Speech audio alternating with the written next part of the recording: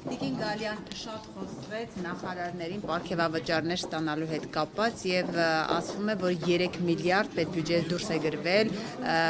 պարգևավճարների համար։ Դուք օրինակ անձամբ ինչքան եք ստացել։ Ես այս բան չեմ հիշում ինչքան եմ ստացել, ընթացքում կհիշեմ կասեմ, բայց ամեն դեպքում այդ ինֆորմացիան գաղտնի չէ եւ դուք դրա մասին տեղեկատվությունը շատ բաց եւ հասանելի կարող եք տեսնել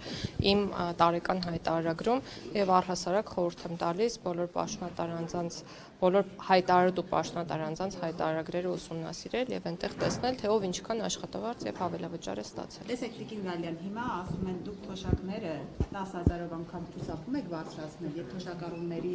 ստացած գումարները այնքան չնչին, որ դրա ֆոնին նախարարների պարգևավճարները շատ բավականին բարձր են, ինչպես է արդարության սկզբունքը այստեղ աշխատել։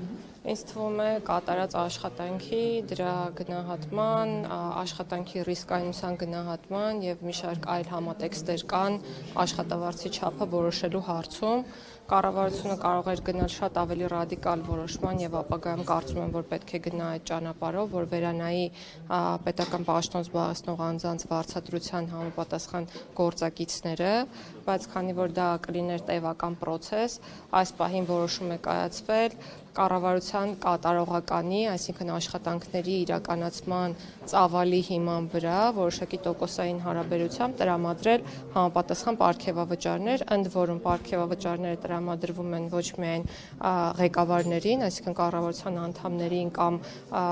նախարարների տեղակալներին, այլ տրամադրվում են նախարարությանը, հաշվի առնելով յուրաքանչյուր կոնկրետ նախարարության առաջնահերթությունների կատարման ծավալը։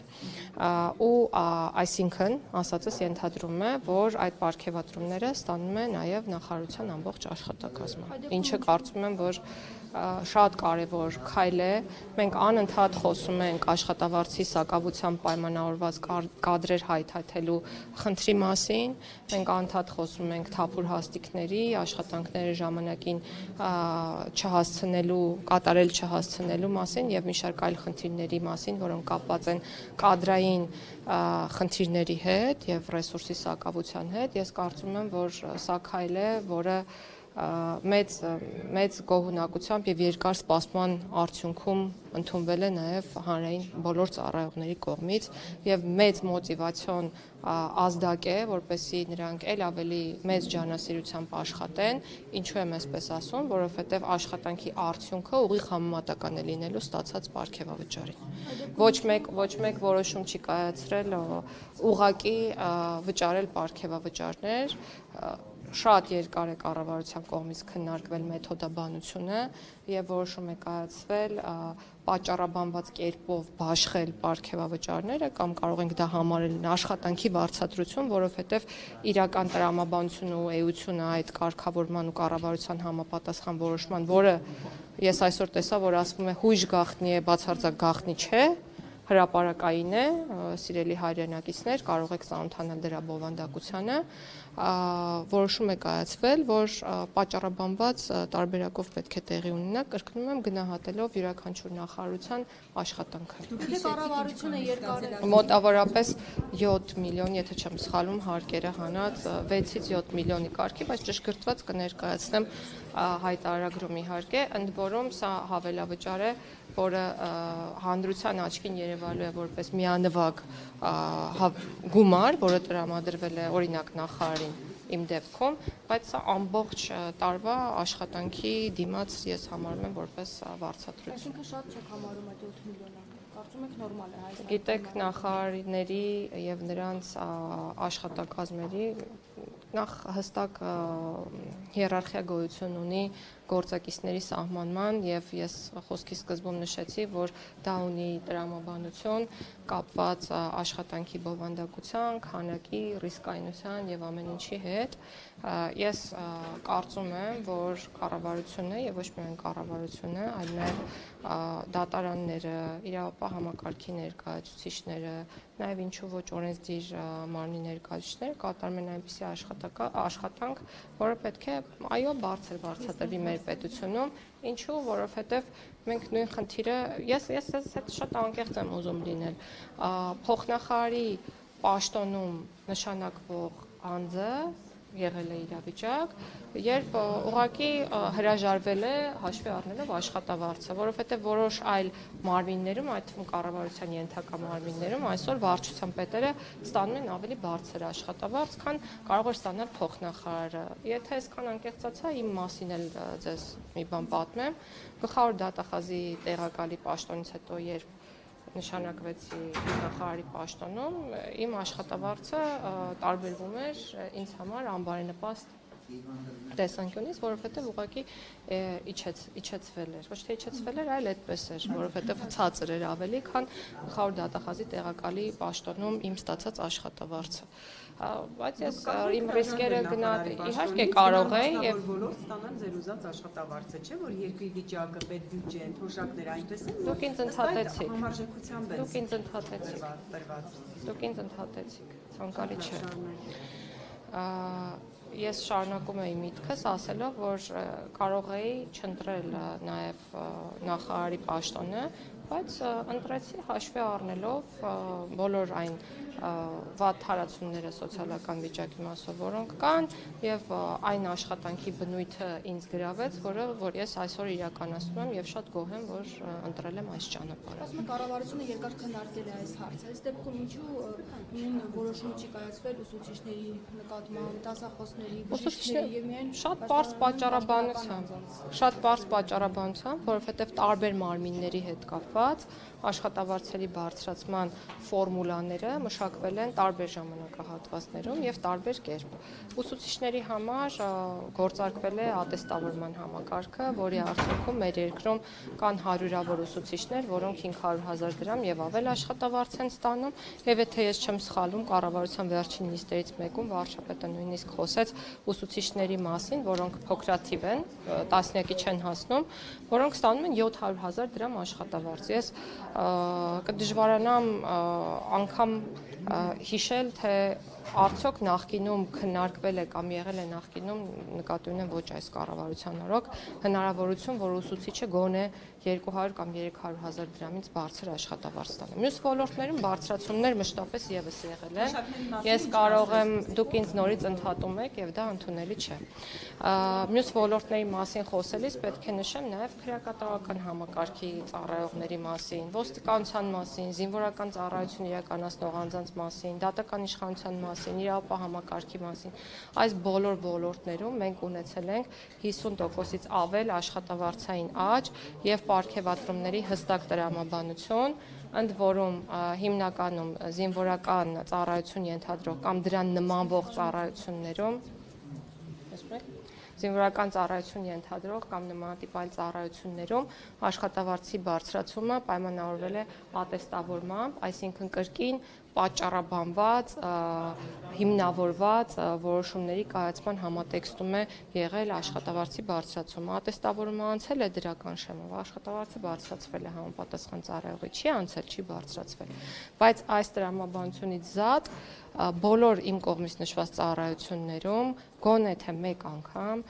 եթե չեմ սխալվում, ոչ պակաս քան 30%-ով աշխատավարձերի ուղղակի բարձրացում է տեղի ունեցել։ Ես ձեզ կխնդրեմ գնալ կրկին թերթել պատմության էջերը, հանել այն բոլոր փոփոխությունները աշխատավարձերի բարձրացման հետ կապված, որոնք այս կառավարության մանդատը ստանձնելուց հետո տեղի են ունեցել, եւ ես ձեզ վստահեցնում եմ, որ պետական բոլոր օղակներում դուք փոփոխությունները կտեսնեք։ Հիմա մի ճշտում էլ, ձեր ստացած գումարները աշխատավարձի բարձրացում էր, թե պարգևավճար, ավելացում։ Աշխատավարձ իրավական տեսանկյունից կլիներ այն դեպքում, երբ բարձրացվեր գործակիցը օրենքում, եւ ես իմ խոսքի սկզբում նշեցի, որ շատ ավելի լավ կլիներ, որ այդպես լիներ, բայց դա կլինի ապագայում, ես հուսով եմ, որպեսզի իրավական տեսանկյունից օրենքի հիման վրա փոխհատուցումը համարվի հենց աշխատավարձ։ Այս պահին պարգևավճարի մասն է խոսքը, բայց դա փաստահեն եղանակով նշեցի, որ համարվում է աշխատավարձի դիմաց հատուցում, ներողություն, աշխատանքի դիմաց հատուցում, կարող եք դա համարել աշխատավարձ, ինչու,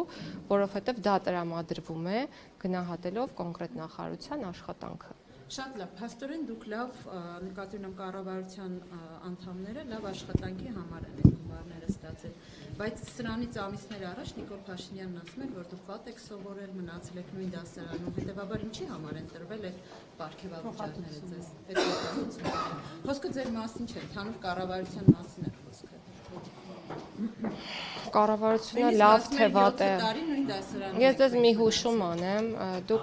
ես խորհուրդ եմ տալիս կոնտեքստից չկտրել երբևէ որևէ պաշտոնտար անձի ասվածը եւ չներկայացնել դա հանրությանը կոնտեքստից դուրս։ Ես ասում եմ այո, շատ հարցերում մենք չունենք կրթական այն բավարար մակարդակը, որը պետք է ունենանք կամ ցանկալի ունենանք եւ ձգտում ենք ունենալ։ Եվ ամոթ չէ շարունակական կրթվելը եւ ցանկություն ունենալ ինքնակրթվելու։ Որպեսզի դուք գնահատեք կառավարության աշխատանքը, դուք կարող եք վերցնել կառավարության ծրագիրը, կարող եք վերցնել նախարարությունների կողմից մշակված եւ կառավարության կողմից ընդունված ռազմավարությունները եւ դիտարկել մոնիտորինգի արդյունքները, այսինքն կատարողականի գնահատականը, հաջորդ քայլով կարող եք վերցնել բյուջեի մասին օրենքը եւ նախարարություններին հատկացված ծավալները ֆինանսական միջոցների, գնահատել բյուջեի կատարողականը, կարող եք տեսնել այն մեգա նախագծերը, որոնք դրվում են նախարարությունների առջև որպես առաջնահերթություն կատարման տեսանկյունից եւ վերջնարդյունքում գնահատել, թե որքանով են դրանք կատարված եւ միայն այս հարցերին պատասխանելուց հետո կարող եք եզրահանգում ունենալ, արդյոք կառավարությունը լավ է աշխատել, թե վատ է աշխատել։ Դե հիմա ինչ վերաբերում է, բայց ես ձեզ մի բան նշեմ, որը ձեր ասածի հետ կապ չունի, բայց ամեն դեպքում, քանի որ կառավարությունը շատ կարևորում է կրթության շարունակականությունը, կառավարության որոշմամբ սահմանվել է, որ այդ պարգևավճարի 10%-ը պետք է ծախսվի կրթական նպատակներով, այսինքն որոշակի վերապատրաստումներ պետք է անցնեն հանրային ծառայողները, բոլոր այն հանրային ծառայողները, որոնք պարգևատրվել են, իսկ դրանց շրջանակը շատ մեծ է։ Ես կարող եմ պատասխանատվություն վերցնել եւ ասել, որ գրեթե բոլոր հանրային ծառայողները պարգևատրվել են եւ դա լավ է, որ պարգևատրվել են։ Այս տարվա համար էլի է նախատեսված 2026-ի։ Կառավարության համապատասխան որոշումներին հետևեք եւ կտեղեկանաք։ Գալյան, դուք օրինակ գերատեսչության որպես ղեկավար ինչ չափորոշիչով եք պարգևավճար սահմանել ձեր օրինակ վարչության պետերին, ավագ մասնագետներին, ինչն եք առաջնային համարել։ Մենք ունենք ներքին գնահատման մեխանիզմներ, ընդ որում գնահատումը իրականացնում եմ ոչ թե ես, այլ գնահատումն իրականացնում է աշխատակցի անմիջական ղեկավարը եւ հետո անմիջական ղեկավարների անմիջական ղեկավարը եւ հետո ուղղակի դրվում է իմ ստորագրությունը եւ ես չեմ կարող գնահատել ամենաներքևի օղակում ջանասիրաբար թեկուզ աշխատանքներ իրականացնող մարդու աշխատանքը, բայց որպես իրենց հաճելի մարդկանց խնդիրը չկա, չի լինելու այս։ Գիտեք, մենք էլ չենք կարող մեզ թույլ տալ նման շռայլություն, որովհետև մեզ պետք են աշխատողներ եւ պետք է արդյունք։ Որևէ նախարարի համար ցանկալի չի նախարարությունում ունենալ այնպիսի աշխատակիցներ, որոնք չեն աշխատելու, արդյունք չեն ապահովելու կամ չունեն նմանատիպ ունակություններ։ Եվ հետեւաբար ես կարող եմ միարժեքորեն եւ աներկբա ասել, որ գնահատվում է միայն աշխատանքը։ Իսկ այդ աշխատանքը կոնկրետ նախարարը գնահատում է հետևյալ կերպ։ Մենք ունենք մեր առաջնահերթությունները, որոնք նախ եւ առաջ սահմանվում են կառավարության կողմից, դրանք ավելի նեղ են։ Հետո ունենք առաջնահերթությունների ավելի լայն շրջանակ եւ ավելի շատ միջոցառումներ, որոնք սահմանվում են նախարարի կողմից եւ հստակ հանձնարարականներ են տրվում կոնկրետ վարչություններին, որ օրինակ պետք է X ժամկետում թվայնացնել ՔԿ գործակալության աշխատանքը։ Արդյունքային ցուցիչը այն է, որ պետք է թվային լինի ՔԿ գործակալության աշխատանքը, ենթադրենք երեխաների ծնունդը ամբողջությամբ կարողանա գրանցվել թվային եղանակով կամ անվան փոփոխությունը մարդը կարողանա տանից իրականացնել։ Եվ բոլոր ոլորտներում աշխատանքները այդ կերպ են իրականացվում։ Ու ես ուզում եմ մի բան էլ նշել, ճիշտ է ձեզ եւ հանրությանը այդ հարցն է շատ հետաքրքրում, բայց ես նոր 3 ժամ տևած քննարկումից դուրս եկա, որի ընթացքում 3 շատ կարևոր նախաձեռնություններ քննարկվեցին կառավարության որոնք մեր աշխատանքի արտահայտումն են, դեռ հարց չեմ լսել այդ նախագծերի մասին, խիստ եթե ցանկանաք կարող եմ ասել ինչ էինք քննարկում։ Եթե հետաքրքիր է ձեզ եւ Մարդիկ որտեղ ստանում են 40,000 դրամ թոշակ ու իրենց շատ է համարում վարչապետը 10,000-ով ավելացնել։ Մարդիկ երբ թոշակով չեն կարողանում գոյատևել եւ այլն, այդ մարդկանց հետաքրքրում են այն երբ որ դուք ասում եք ինչու է ձեզ դա հետաքրքրում է, որտեվ երբ որ իշխանություն փոխվեց, նրանք խոստանում էին այդ մարդկանց կյանքը բարելավել, իրենց այսպես ասած զոհաբերելով, հեղափոխության կանոններն էր դա։ Եվ մետրոյով էին օրինակ ցուցադրական գնում տուն գալիս, հետո սկսեցին ասել, որ 6-7 միլիոն ինչ ա, որ մենք չստանանք, լավ ենք աշխատում։ Դրա համար մարդկանց համար առաջին է դառնում իրենց խոստումների չկատարումը։ Հիմա դուք այսինքն համարում եք, որ դուք արժանի եք այդ միլիոնավոր պարգևավճարներին եւ դրա համար էլ ստացել եք։ Ես ուզում եմ լսել ձեզնից ձեր գնահատական աշխատանքի։ Չի կարելի ասել, որ դուք ասել եք թոշակները կբարձրացնենք, չեք բարձրացրել այն դեպքում, երբ բարձրացում տեղի ունեցել եւ ոչ մեկ անգամ։ Չի կարելի այդպես ներկայացնել եւ չի կարելի ինձ ընդհատել։ Չի կարելի ինձ ընդհատել այդպես։ Լրագրողները կարող են ընդհատել եւ հարց տալ։ Ինչ է նշանակում չի կարելի ընդհատել։ Ես համարժեքության մասին էի հարցնում, ես չեմ ասել չեք բարձրացրել։ Իհարկե ինչ որ չափով բարձրացել է։ Ես խոսում եմ համարժեքության մասին։